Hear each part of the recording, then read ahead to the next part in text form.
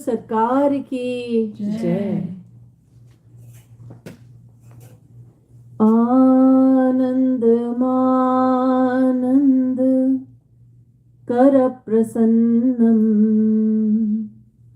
प्रेम स्वरूपम ब्रज भावयुक्तम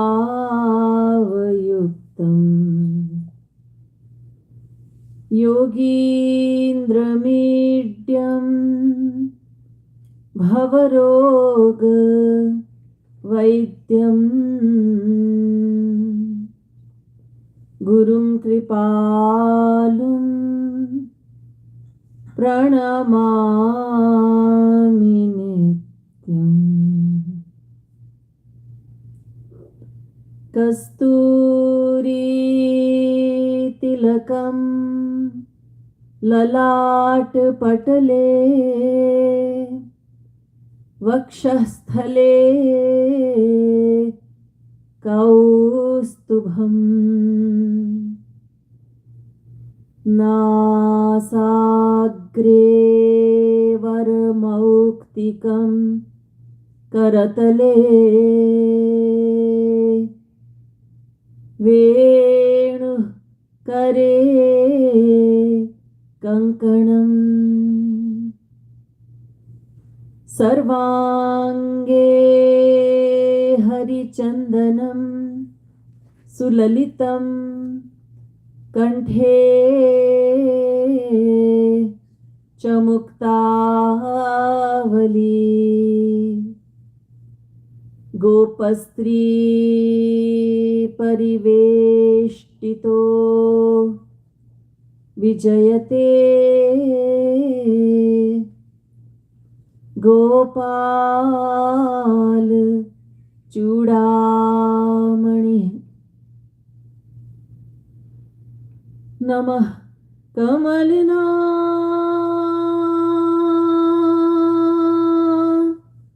भाय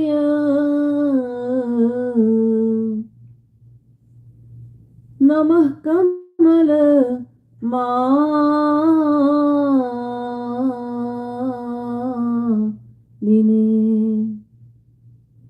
नमः कमल पादाय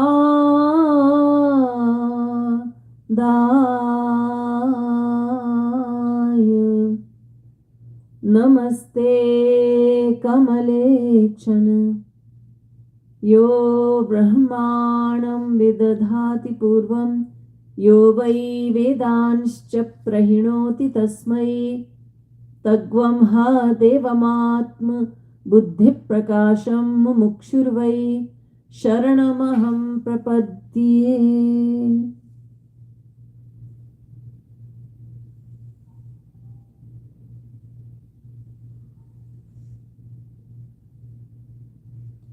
Eternally seeking souls, let's sing from page 187, book 1. मेरे नंद नंदन अपना बना ले मोही मेरे नंद नंदन. Please take a book and turn to 187. Keeping in mind that singing bhajans and kirtans helps us greatly to do Roop Dhyan. मेरे नंद नंदन अपना बना ले मोही मेरे नंद नंदन.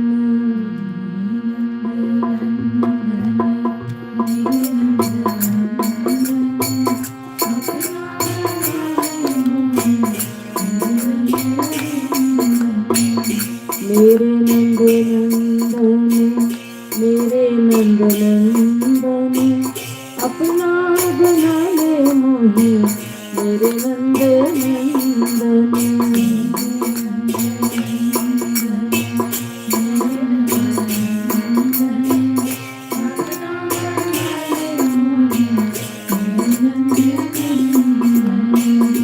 मेरे नंद नंदन मेरे नंद नंदन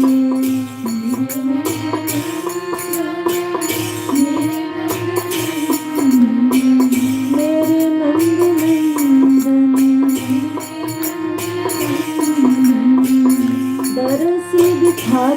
के मेरे नंद नंदन।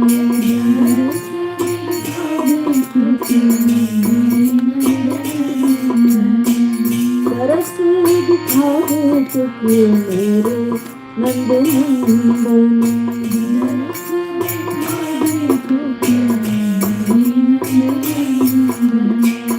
मेरे नंद नंदन, मेरे नंद नंदन।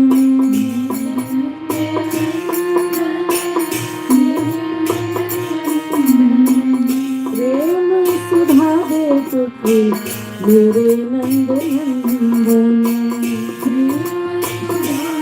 अभी हम कुछ गाते हैं। प्रेम सुधा दे तुके, प्रेम सुधा दे तुके मेरे नंद नंदन।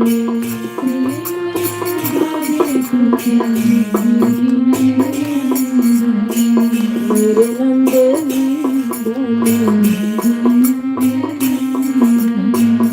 मेरे नंद नंदन।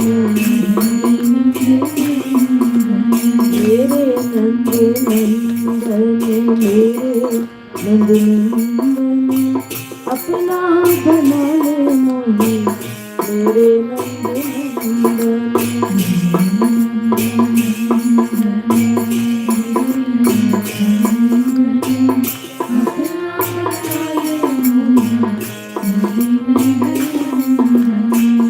मेरे नंद नंदन, मेरे नंद नंदन।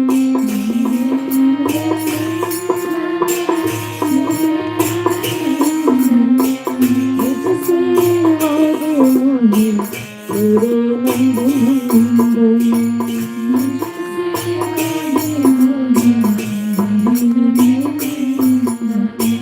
मुझसे वादे, मुझसे वादे मोहे मेरे नंद नंदन।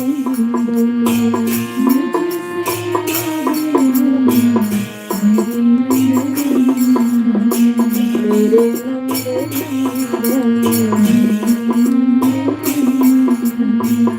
मेरे नंद नंदन। मेरे नंद नंदन, मेरे नंद नंदन।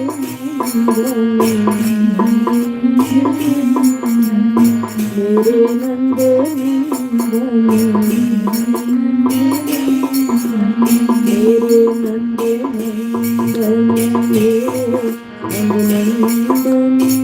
अपना बना ले मोहे मेरे नंद नंदन।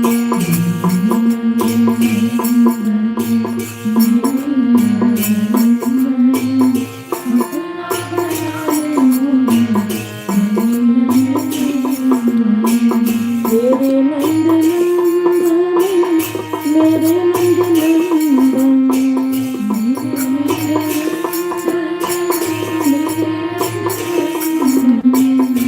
जन सेवा दे मोहे मेरे नंद नंदन।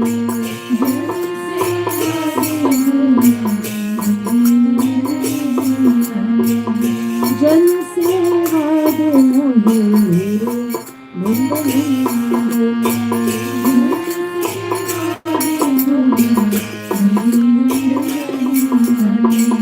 मेरे नंद नंदन, मेरे नंद नंदन।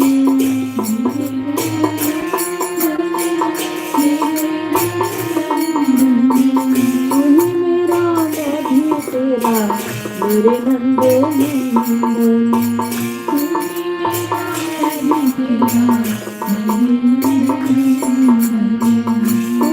मेरा मैं भी तेरा मेरे नंद नंदन।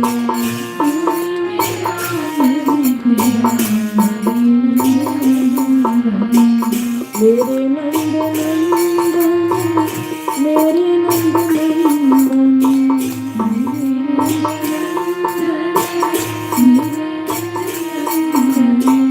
मेरे नंद नंदन। मैं ना भूलूं प्रभु तो ही मेरे नंद नंदन।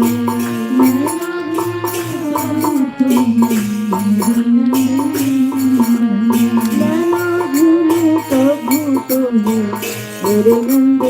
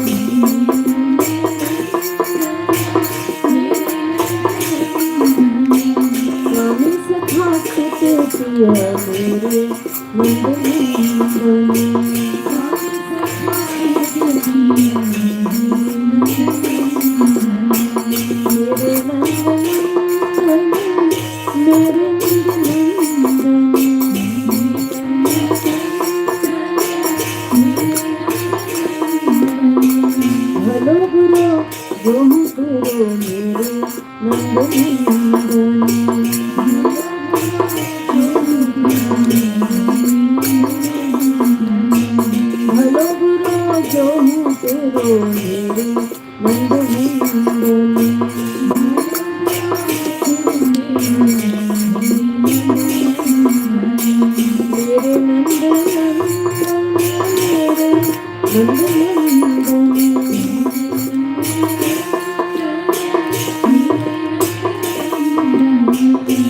है भरोसो भारी मेरे नंदे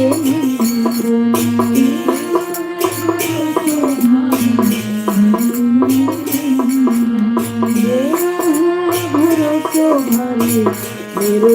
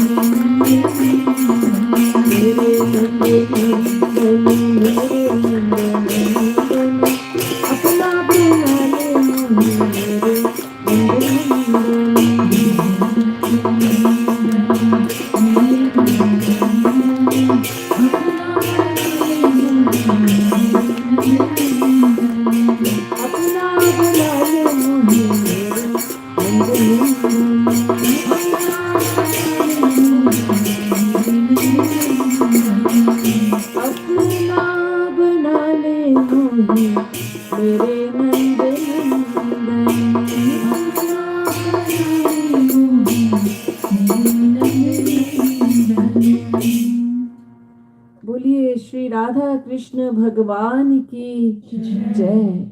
श्रीमद् सद्गुरु सरकार की जय।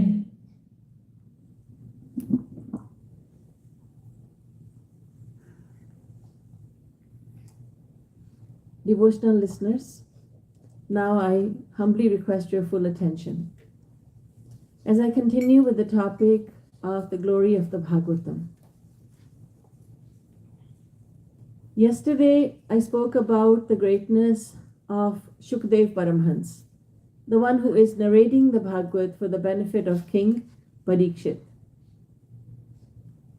I spoke about how Shukdev remained in his mother Pingala's womb for good 12 years, refusing to come out, refusing to take birth, for he was afraid of Maya. It was only when his father, Bhagwan Vedavyas, guaranteed him immunity from Maya that he took birth, and after taking birth, he left without knowing where he is going. He is a Paramhans. Paramhans means the one who is always mentally absorbed in the self. So he does not see anything, hear anything. He does not taste, touch, smell, think, or know anything. He's always absorbed in the self. Realizing him to be the Atma, realizing himself to be the spirit soul, not the physical body, and always absorbed in the thoughts of Brahma. So Shukdev is the narrator of the Bhagavad, and now let's talk about King Parikshit, the listener. He is also a fascinating personality. When he was in the womb of his mother, he also had darshan of Shri Krishna. When he took birth, his eyes were wide open and he was looking all around, which a newborn does not do. A newborn does not have that alertness. But Parikshit was looking all around. Who was he seeking? He was seeking Lord Krishna. He was thinking, where is that most beautiful Lord I had seen? I don't see him anywhere over here. So he was looking. The one who examines, one who is examining his surroundings. The one who examines is the one who does parikshan. His name is Parikshit. Garbhadrishtam anudhyayan parikshet nareshviha. So he was checking his surroundings and looking out for Sri Krishna, and therefore his name is Parikshit. So he is a great personality himself. Now when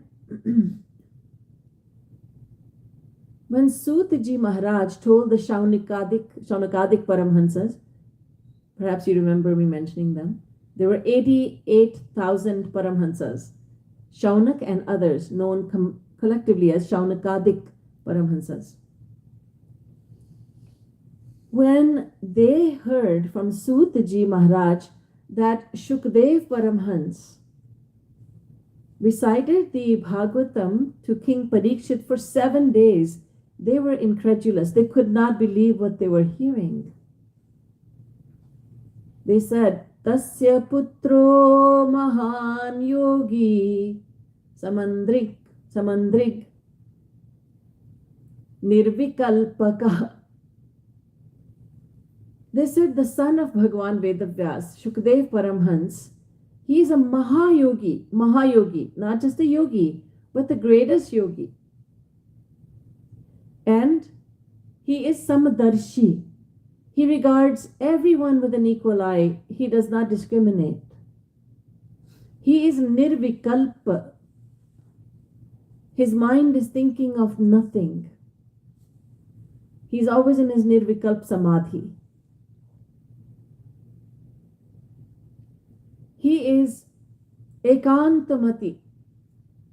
Even in the midst of thousands of people, he experiences solitude. He feels that he's all alone. Because he's completely unaware of his physical surroundings and his physical body. So he's Ekantamati. And his Unnidrasya. He is no longer sleeping in the stupor of Maya. He is no longer ignorant. His ignorance has been shattered. That Shukdev Paramhans, such a great personality, for him to narrate the Bhagavatam sitting somewhere for 7 days, we cannot believe it. So the Shaunakadik Paramhansas were extremely surprised.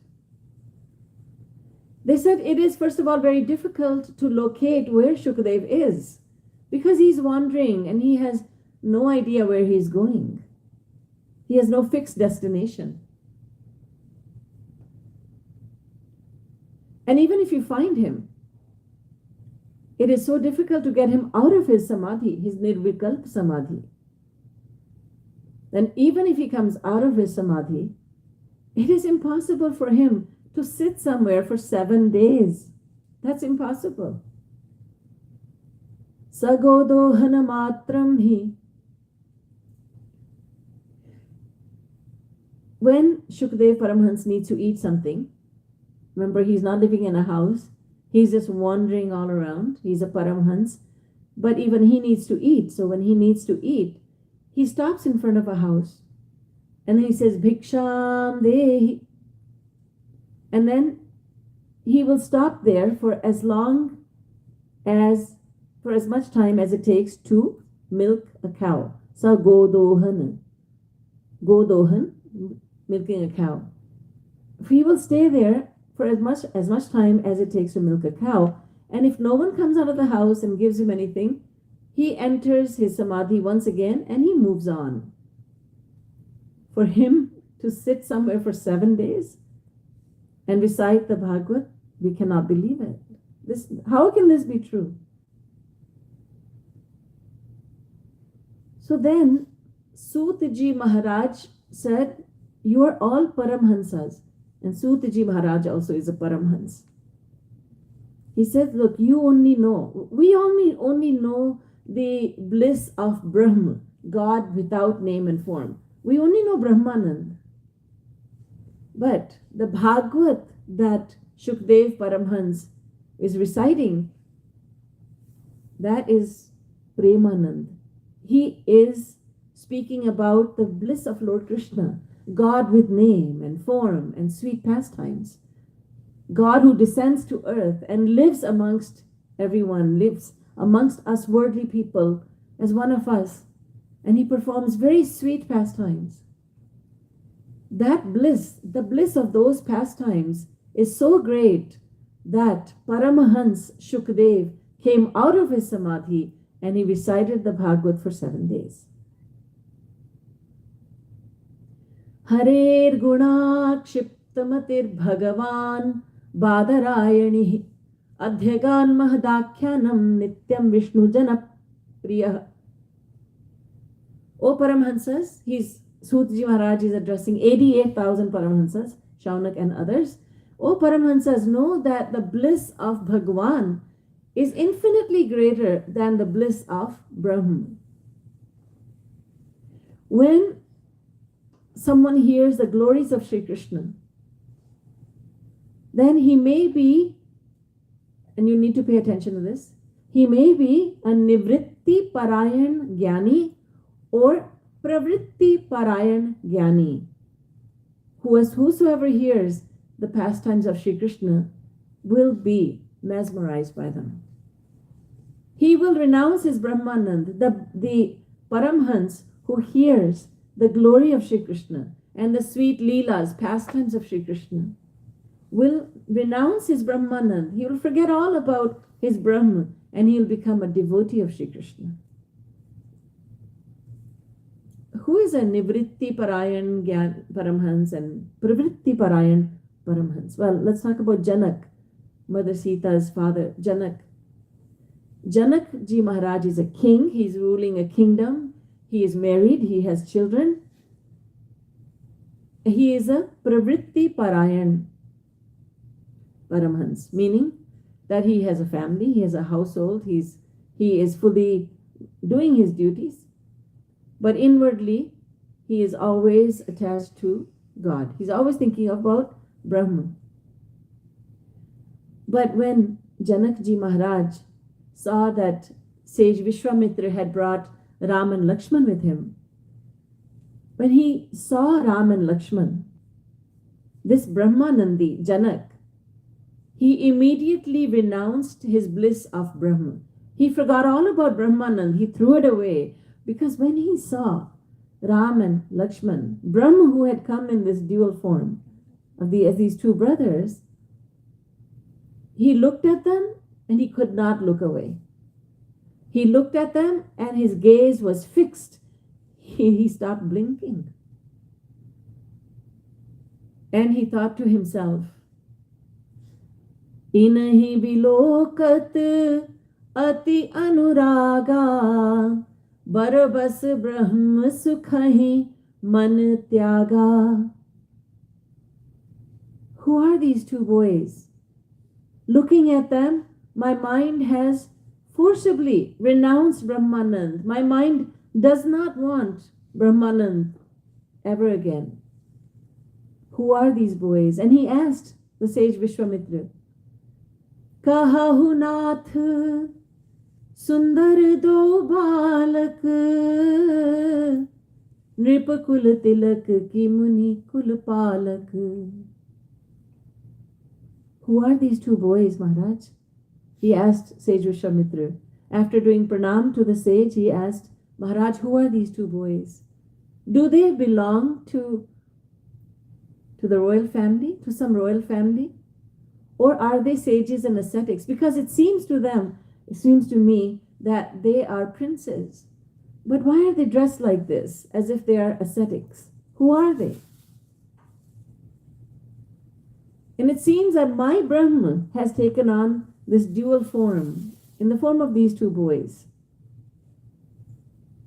Janakji Maharaj thought to himself, my mind cannot be attracted by anyone of the world, because my mind is always absorbed in the thoughts of Brahma. This Janak, King Janak, is a fascinating personality as well.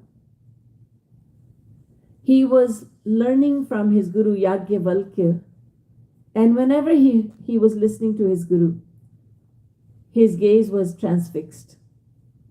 He would not look to the right, he would not look to the left, he would not move, he would just listen very carefully. There were other disciples of Yajnavalkya. They were also in the open-air classroom. They were very poor.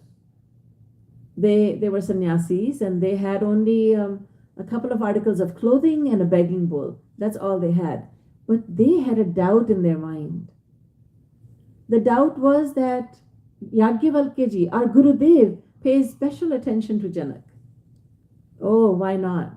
After all, Janak is a king, and he can give heavy dakshina to Gurudev. We cannot offer him anything. That's why Gurudev favors him. Now, Yajnavalkya, being a saint, he knew what was in the hearts of these disciples, so he decided to tell them the truth, teach them the truth, that this was not the reason that he favored Janak. So he created an artificial fire in the palace of Janak. Artificial fire made of Yoga Maya. It was not real. But to everyone who looked at it, it was real. So the servants of the king, they came running to him. Maharaj, Maharaj, come with us. And Janakji Maharaj, he was only listening to his Guru. His ears were only listening to what his Guru was saying. His eyes were seeing only his Guru. So he just didn't know what they were saying to him. And he said, Gurudev, please tell me more. Tell me more about Brahma. The servant said, Maharaj, come with us. Your family has perished in the fire. Your palace has, everything you have had, everything you possess is finished. Janak Maharaj is thinking, well, it was never mine to begin with. God had given it all to me, and God has taken it away. What can I do? So he kept on saying to his Guru, Guruji, I beg you to teach me more. So Janak passed with flying colors. The following day, Yajnavalkya, the Guru, created an artificial fire in the modest little huts and cottages of the other disciples. And when they saw their huts burning, they could see. And they rushed to salvage whatever they had. They didn't even ask Gurudev, may we go? They just rushed out. And then when it all came to light that this was not a real fire, neither in the palace nor in the huts and cottages of the other disciples, then Yajnavalkya said, I pay special attention to Janak because he pays so much attention to me. He wants to learn. He has a hunger to learn about God. That is why I favor him, not because he's a king or he's wealthy and he can give me heavy dakshina. And the disciples were ashamed of their own thoughts. So that Janakji Maharaj, who was also very oblivious to his own physical body, you could put his hand in fire and he would not experience, he wouldn't feel the heat, he wouldn't feel the pain. You could put his hand in ice and he would not feel the cold, because he has gone above and beyond body consciousness. We feel hot, we feel cold, we have all these sensations, but not Janak. He's a Paramhans. So when he saw Ram and Lakshman, he renounced Brahmanand. So he's a Pravritti Parayan, Paramhans. And a Nivritti Parayan Paramhans, these would be an example, best example would be the four sons of Brahma. They're known as Sanakadik Paramhans. Just as we had Shaunakadik Paramhans, Shaunak and other Paramhansas, these are Sanakadik Paramhans. Sanak, etc., meaning Sanak, Sanatan, Sanandan, Sanat Kumar. Now we don't have 88,000, we just have the four sons, four mind-born sons of Brahma, Sanakadik Paramhans. These four brothers are fascinating as well. Because remember, these are all divine personalities. They always look like they're 6-year-old boys. 6-year-old boys. And they wander all around. They go to any and all lok. They go to any and all the abodes of God. They can come to material abode. They can go to celestial abode. Please pay attention. So they go anywhere upon will. One day these four brothers went to Vaikuntha Lok, the abode of, as you know, Mahavishnu. They went there, and when they bowed down to the lotus feet of Mahavishnu, they inhaled the fragrance of tulsi leaves that had been offered. Tasyara vindanayanasya padaravind kinjalka mishra tulasi makaranda vayu antargatah swavivarena chakara tesham sankshobham aksharajusham api chitta tanvo. Bhagvatam. When they bowed down to the lotus feet of Mahavishnu, they inhaled the fragrance of the tulsi leaves, and just by inhaling the fragrance of the tulsi leaves offered at the feet of the Lord, they renounced their Brahmanand. Because now they are before God with name and form. He is Mahavishnu. His form is a four-armed form bearing the Shankh, Gada, Padma and Chakra. The Shankh meaning the conch, Gada the mace, Padma the lotus flower, and Chakra the divine discus, Sudarshan.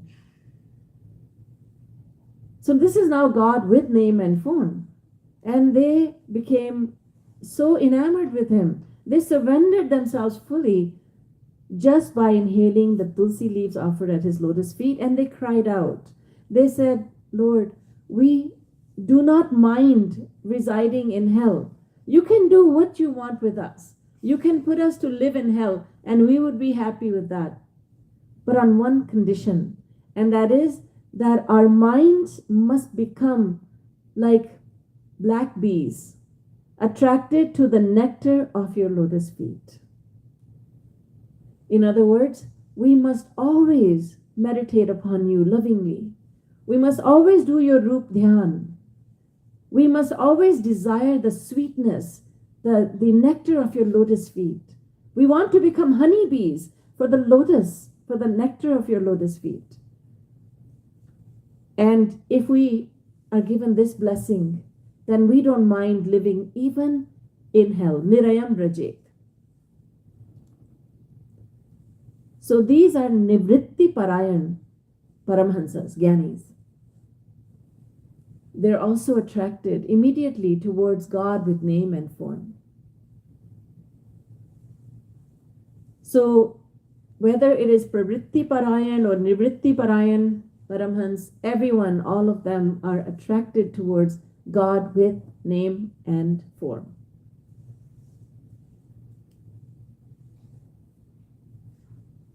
Jagadguru Shri Kripalu Ji Maharaj writes in Bhakti Shatak, one of his lyrical compositions, Sarva Shakti Sampann ho, Shakti Vikas na hoy. Sarva Shakti Sampann ho, Shakti Vikas na hoy. सर्व शक्ति संपन्न हो, शक्ति विकास न होए, सतचित आनंद रूप जो ब्रह्म कहावे सोए. When God, who has uncountable powers, He has unlimited powers, but He does not reveal any one of them. He does not reveal His name, or form, or pastimes, His glory, His sweetness. He is known as Brahma. Brahma kahave soe. But then, Sarva Shakti Sanyukt ho, Naam Roop Gun hoy, Leela Parikar Rahit ho, Paramatma hai soy. But when He assumes a name and a form, but He does not perform any pastimes, He does not descend to earth like Mahavishnu. That is Mahavishnu. He has a name, He has a form, He has an abode. But there are no sweet pastimes. He does not take the help of His pure devotees to perform those pastimes. He doesn't come down to earth. He is very majestic. That's the majestic aspect of God. He is known as Paramatma, Mahavishnu. And then, Sarva Shakti Prakatya ho, Leela Vividh Prakar. When He reveals all of His powers, all of His sweetness, when He performs pastimes that delight the heart of devotees, when He comes down to earth, descends to earth along with His devotees, then Paramatma hai, Tehi Bhagavan kahai. He is known as Bhagavan. So Sarva Shakti Prakatya ho, Leela Vividh Prakar. Tehi Bhagavan Pukar. We know Him as Bhagavan. He is God with name and form and associates His loving devotees. He has pastimes. That is God who is giving everything of Himself. He is not concealing anything. Once Narad Muni was descending to Dwarika. He was traveling through the sky path. He was coming down to Dwarika.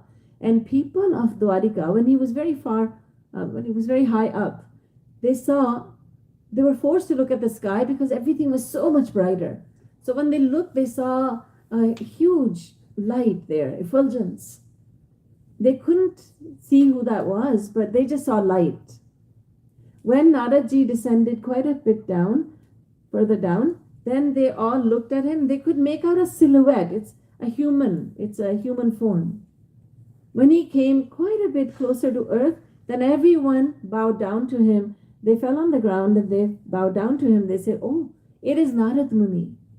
He has come to grace us in Dwarika."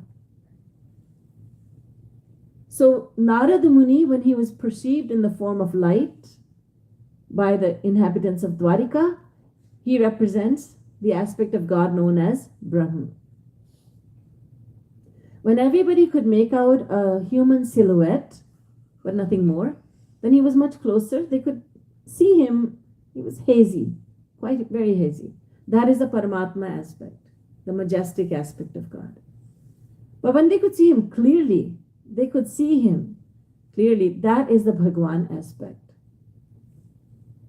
It is through the Bhagwan aspect of God that we get the closest realization of God.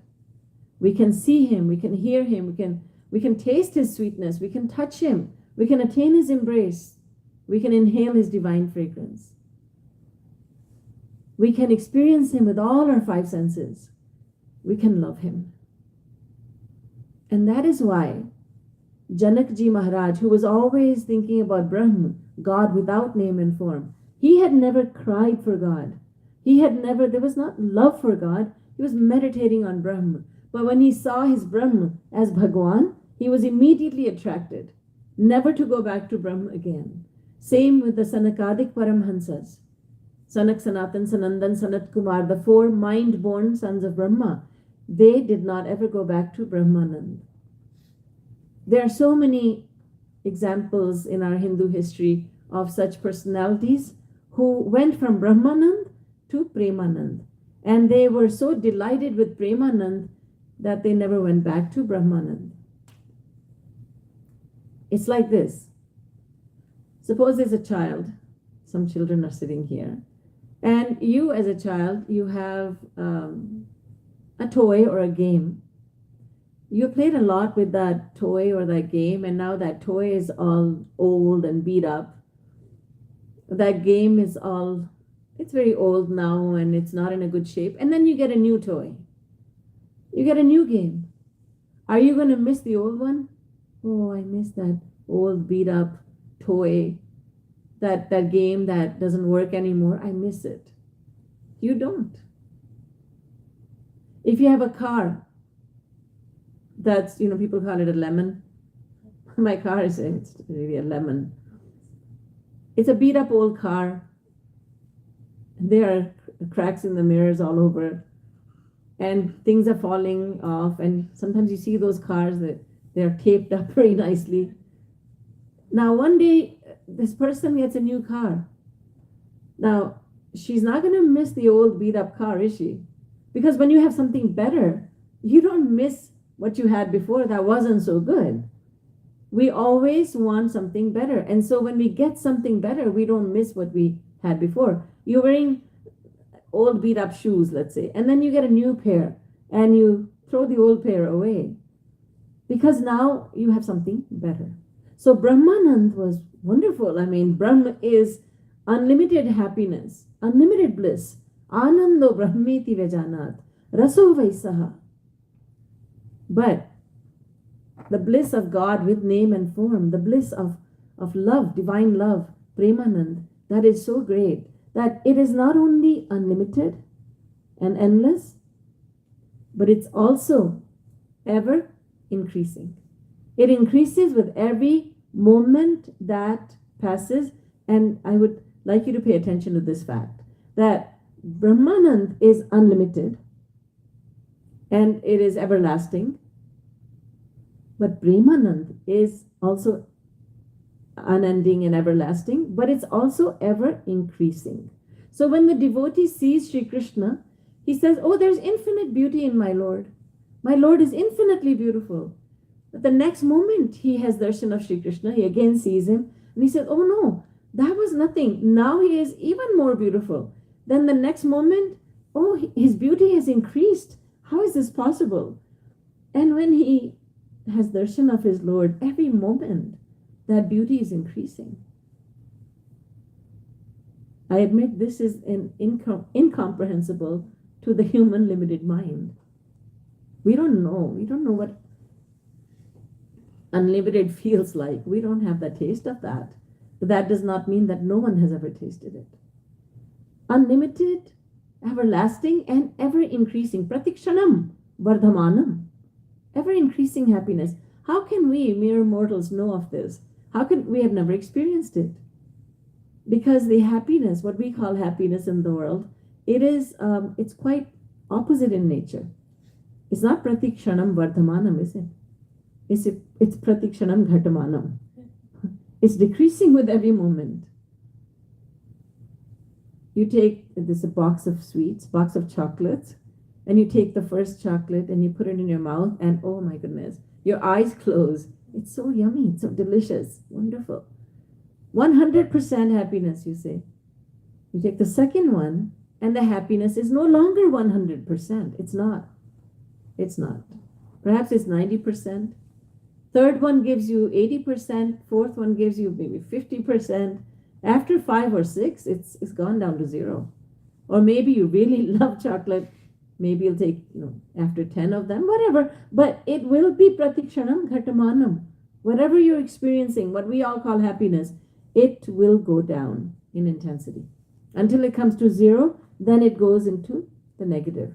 It goes and it gives us misery rather than giving us happiness. You've had your fill of chocolates. You're a chocoholic, but you say, how much can I take?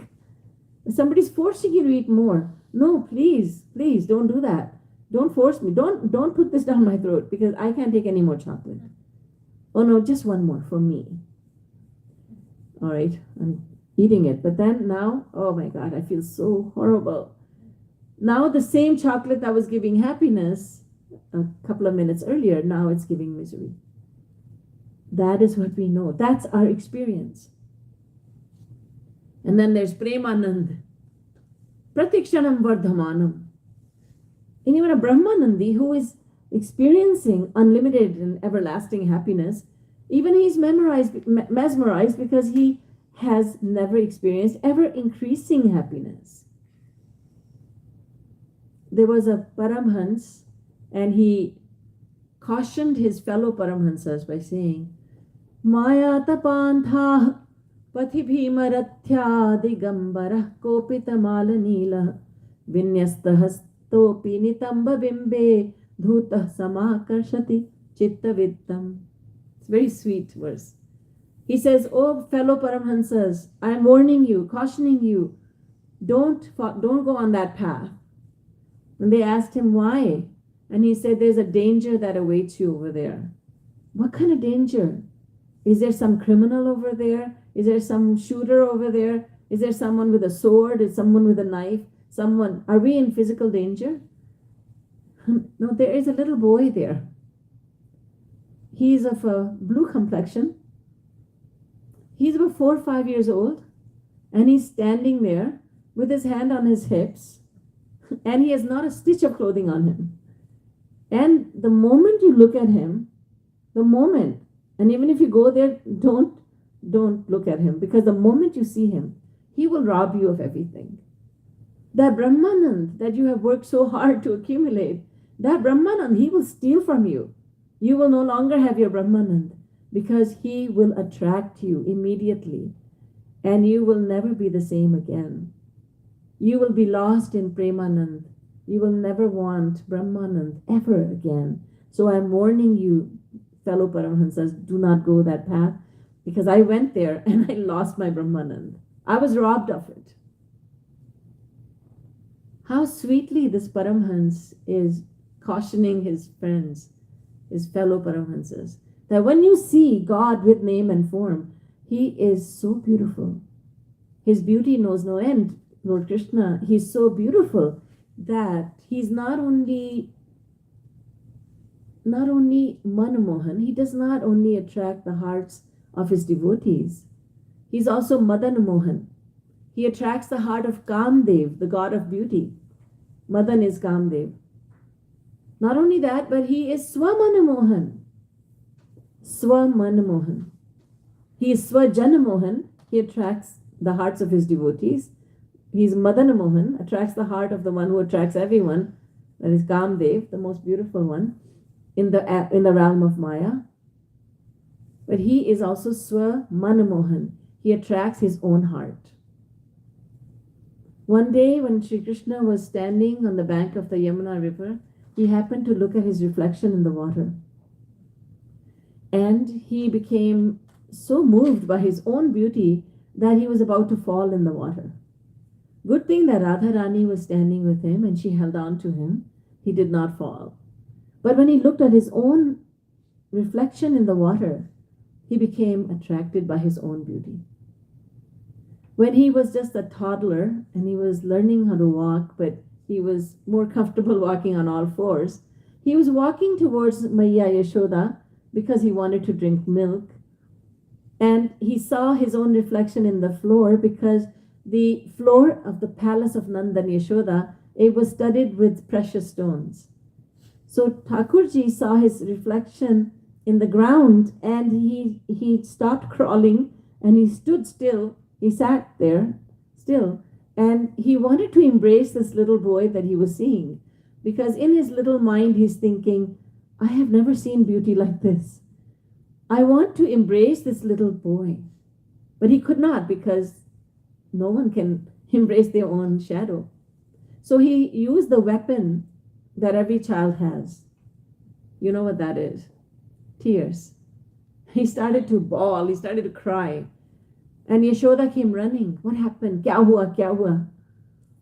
And she could not figure it out. She picked him up, but he was crying, he was inconsolable. And she's trying to understand, and to help her out, Thakurji is pointing to the ground. And he's crying, and tears are coming from his eyes. And Yashoda finally understands Oh, my Lala is so beautiful that he became mesmerized by his own beauty. He wants to embrace himself. Who can imagine that beauty? We try, and we should try. We must try when we do Rup Dhyan. We must imagine that beauty. But we cannot fathom the extent of that beauty. There is no limits to that beauty. There's no limit not only to the beauty, but his compassion, his forgiveness, his virtues. There's no end to them. So when the Brahmanandi sees his Brahma who has taken form and he is come as Bhagavan, whether it's Bhagavan Shri Ram or Bhagavan Shri Krishna, he becomes mesmerized. And so Sutaji Maharaj is telling Shaunakadik Paramhansas, you should believe what I'm saying to you. It is, I know you're not doubting my words, but you cannot imagine Shukdev Paramhans would be sitting in one spot for 7 days and reciting the Bhagavad. But the glory of God with name and form is so powerful that Shukdev Paramhans immediately renounced Brahmanand and he became a devotee of Sri Krishna. He became thirsty for Premanand. That is why he sat there reciting the Bhagvatam. The Bhagvatam is the essence of all of the Vedant. Sarva Veda of the Vedas and Vedant.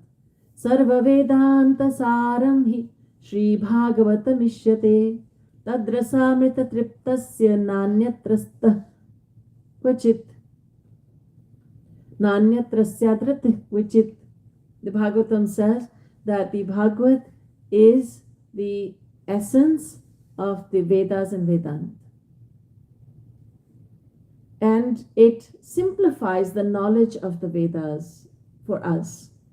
And I had pointed out to you yesterday that the moment Bhagwan Shri Krishna ascends to Golok and leaves this Mrityu Dham, the Mrityu Lok, that is a moment when Kali Yuga begins.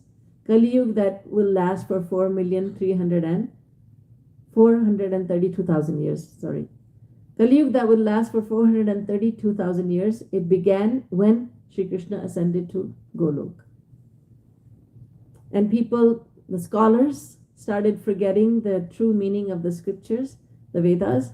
They started to misinterpret the Vedic teachings, and the naive public, they started believing everything that they were hearing. So the Supreme Lord found it necessary to explain the philosophy of the Vedas, and he did it through Bhagwan Vedavyas by revealing the Bhagavad Puran, the best of 18 Purans. I will remind you that the Bhagavad is the greatest of all scriptures. Where the philosophy of the Gita ends is where the philosophy of the Bhagavad begins. For us, the greatest help that the Bhagavatam gives us is that it takes us further in our devotion. Because I will remind you of the question that the Shaunakadik Paramahansas had asked Sutaji Maharaj. They said, Maharaj, tell us, what is the aim of human life? What should we be doing in life? And please keep in mind when you give this answer that you're speaking for the people of Kali Yuga. People of Kali Yuga are they're going to be extremely attached to the material body and the material world. They will not have a terrific memory. They will not have much intellectual power, and they will not live for very long. So please tell us, from the point of view of people living in Kali Yuga, what is the aim of life? And the answer that he gave, that Sutaji Maharaj gave, was that the ultimate aim of life is to worship Adhokshaj, is to practice devotion to Sri Krishna. Savai punsam paro dharmo yato bhaktiradhokshaje ahaitukya pratihata yayatma samprasidati. And that devotion must fulfill two conditions. One is ahaituki and apratihata. Everyone must practice devotion to Sri Krishna, and that devotion must be ahaituki, meaning selfless, and it must be apratihata. It must be continuous. So, how do we practice ahaituki bhakti and apratihata bhakti? That is the topic for tomorrow. बोलिए वृंदावन बिहारी लाल की जय. श्रीमद् सद्गुरु सरकार की जय. जय जय श्री राधे. जय जय श्री राधे. जय जय श्री राधे.